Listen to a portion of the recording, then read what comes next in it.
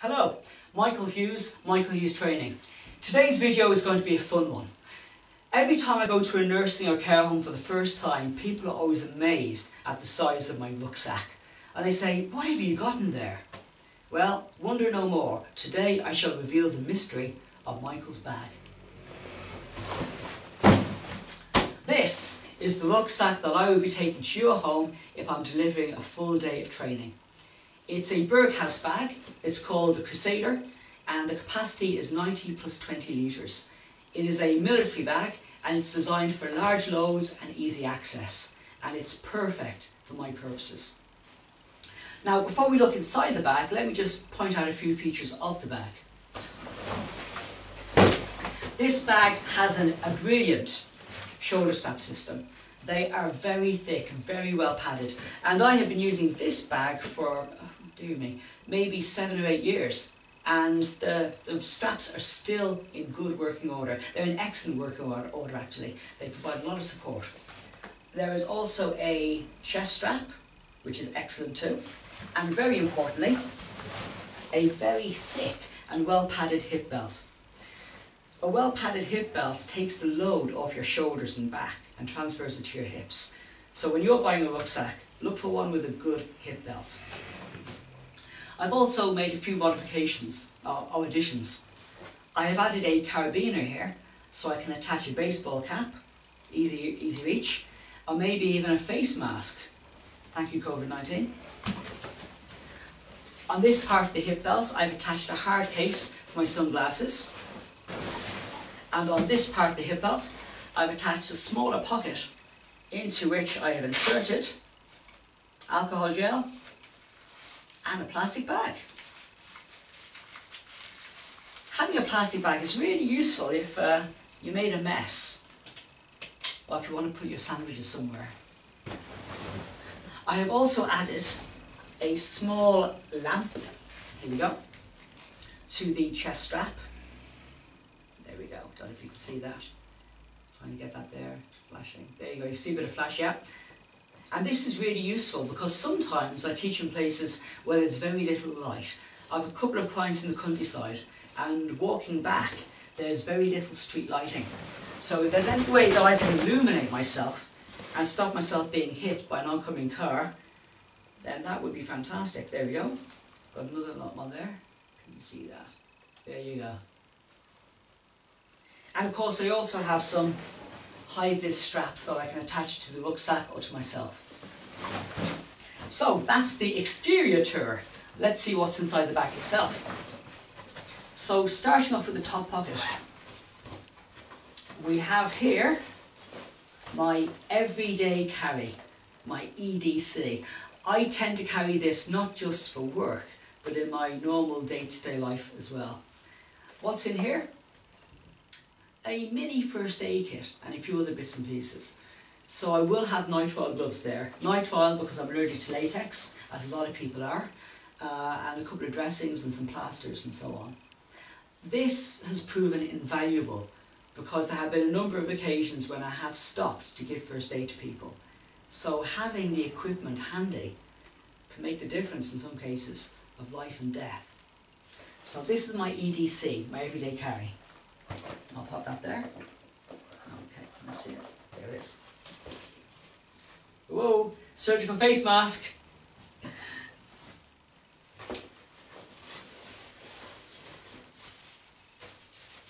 High-vis jacket. Again, if I'm walking down a dark country lane, then this just makes me a bit more visible to the traffic and reduces the chance of me being killed.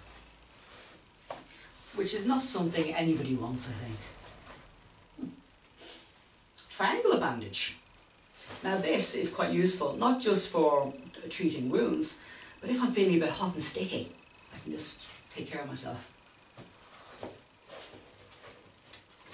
And of course, a spare handkerchief. You can never have enough hankies. What's in this pocket? We are now on the pocket on the left hand side. A flask.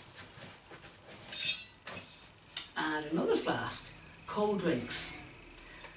If I'm teaching for a whole day, it's a long day. I leave the house at 7 o'clock, I won't get home till about 7 or 8 that evening.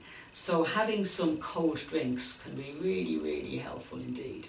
And I love these flasks. Not only do they look nice, but they retain the cold for quite a long time.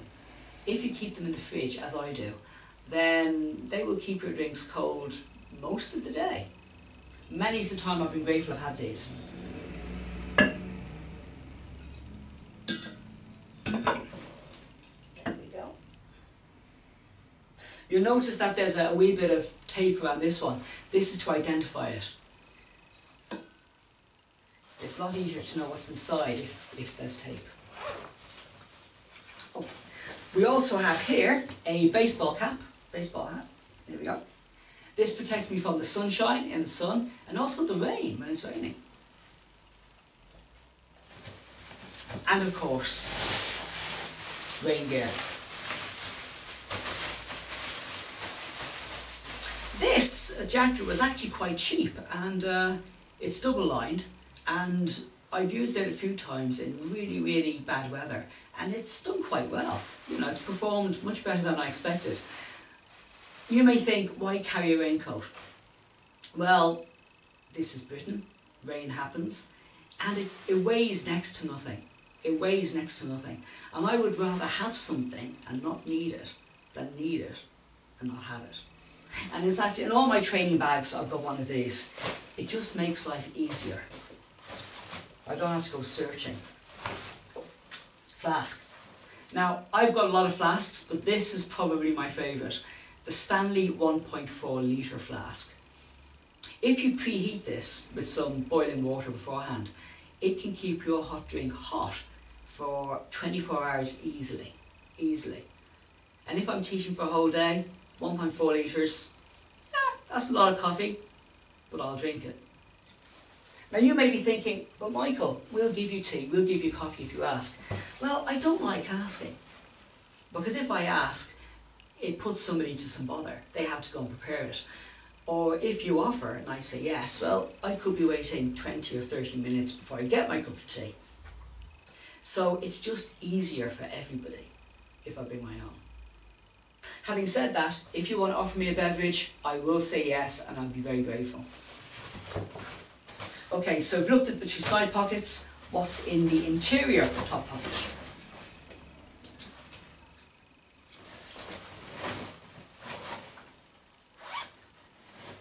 Okay. Notebook for making notes. You know, I will often have ideas along the way, and some of my best ideas have happened on the tube going to work.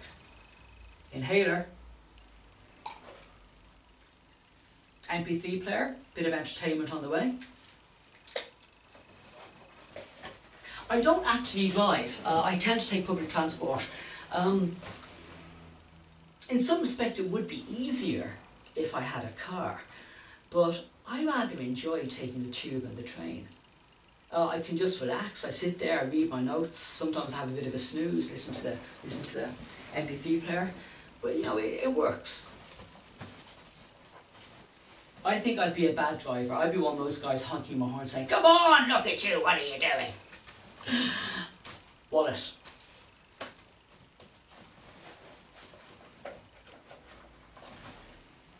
Reading glasses, because otherwise I might have a bit of difficulty writing those certificates out and marking the test papers.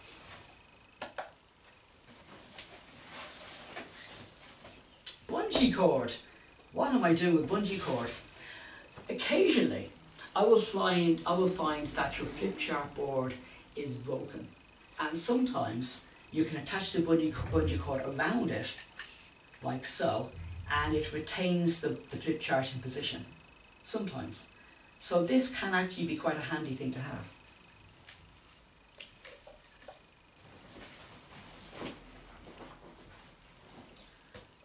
Mobile phone, in case you want to call me, or I want to call you. Yes, it's a marvellous phone. I spent a whole £1 on this thing. No expense spared. Personally, I see nothing wrong with 2 tin cans and a very long piece of string. Okay, delving inside the bag now, the main body of the bag, we have my lunch.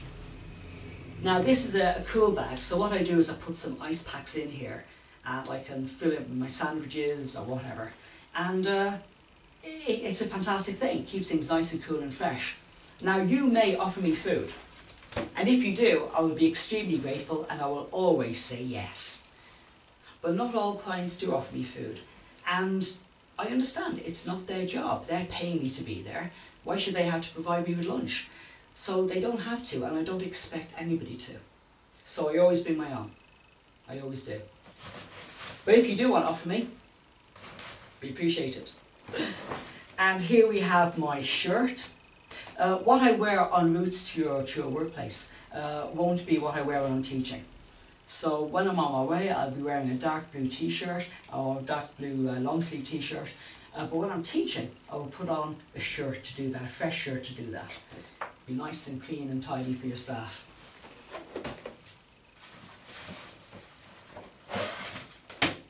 Flip chart number 1. I carry my flip charts in these artists' graphic designer tubes. They are fantastic. They are very, very robust and they are highly water resistant. So no matter how bad the weather is, or no matter what abuse I subject the bag to, the flip chart is safe. I would recommend that if you use flip charts yourself, that you roll them up, put an elastic band around them and store them in a container. It doesn't have to be a container like this.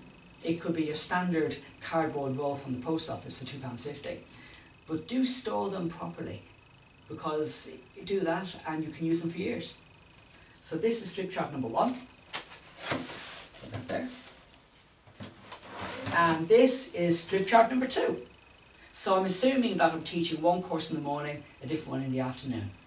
Flip chart number 2, same arrangement, but you will notice for both these flip charts, they have different colour tapes near the top. This one has a kind of a blue tape, and this one has yellow and black stripes. I do this so I can identify which is which.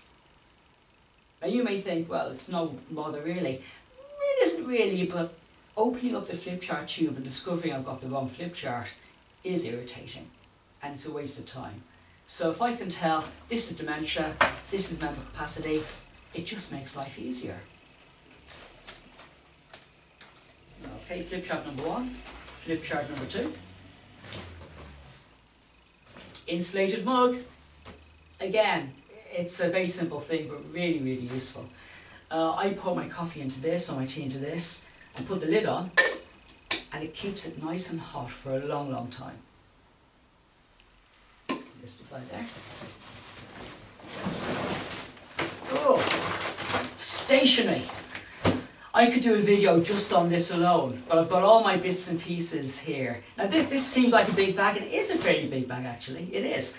I've experimented with lots of different types of containers for my stationery, and this one is probably one of the best. Yes, it's probably a little bit bigger than it needs to be, but it means it's easier to store. I don't have to rummage around too much, and I can see where everything is. So this is my stationery bag. And yes, I do have some spare pens there in case your staff don't have pens. But as you know, they should have their own pens. They're grown-ups. Here we have my training box number 1, workbox number 1. So this is for the morning course, and I'll have everything I need for that morning course in this box. It's a rigid plastic box made by Snowpeak. I think they call it Snowpeak 45. And yeah. I've got my attendance forms, my workbooks, my OHPs, my test papers, my feedback forms, my lecture notes, any posters, they're all in here. Keeps everything nice and neat. So one course, one box.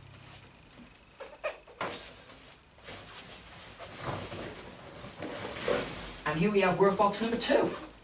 Again, same type of box. Everything I need for second course is in here as well. So I have my 2 courses separate, just like my 2 flip charts separate. So everything I need is easy to get. And that is it. There's nothing more in the bag. So I hope you found this useful. And now you can see, when I come to your home and you go, goodness me, what's he got in there? Well, you know what I've got in there.